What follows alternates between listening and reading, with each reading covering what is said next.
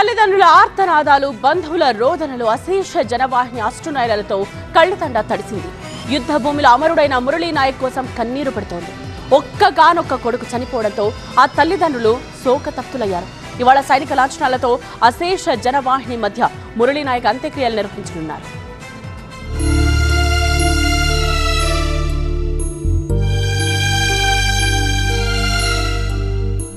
పాక్ కాల్పులో వీరమరణం పొందిన జవాన్ మురళీనాయక్ అంత్యక్రియలు ఇవాళ జరగనున్నాయి. స్వగ్రామంలో అధికారిక లాంఛనాలతో మురళి అంత్యక్రియలు జరగనున్నాయి.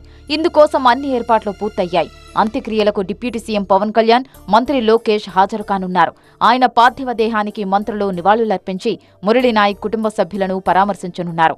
మురళీనాయక్ భౌతిక కాయం శనివారం రాత్రి స్వగ్రామమైన శ్రీ సత్యసాయి జిల్లా గోరంట్ల మండలం కళ్లితాండాకు చేరుకుంది. అంతకుముందు బెంగళూరు విమానాశ్రయంలో సైనిక గౌరవ వందనం అనంతరం భౌతిక కాయాన్ని మంత్రి సవితమ్మ అధికారులకు అందజేశారు. అక్కడి నుంచి రోడ్డు మార్గంలో కళ్లితండాకు తీసుకొచ్చారు అధికారులు. కుమారుడి మృతదేహం చూసి మురళి తల్లిదండ్రులు తల్లడిల్లిపోయారు. చిన్న వయసులోనే తమ కుమారుడి మృతిని తల్లిదండ్రులు జీర్ణించుకోలేకపోయారు. కుటుంబ సభ్యులు, బంధువుల రోదనలు మిన్నంటాయి.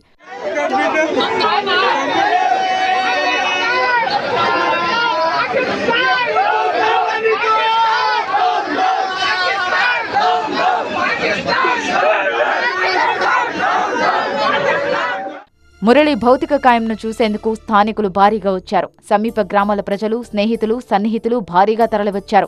తమతో ఉన్న అనుబంధాన్ని సన్నిహితులు గుర్తు చేసుకున్నారు. మురళి పార్థివ దేహాన్ని బెంగళూరు నుంచి కళ్లితండాకు తీసుకువస్తున్న సమయంలోనూ రోడ్డు పొడవున జనాలు జననీరాజనం పట్టారు. చేతులు మువ్వన్నెల జెండా పట్టుకుని భారత్ మాతాకు జై, జై జవాన్, మురళీనాయక్ అమర్ రహే అంటూ నినాదాలు చేశారు.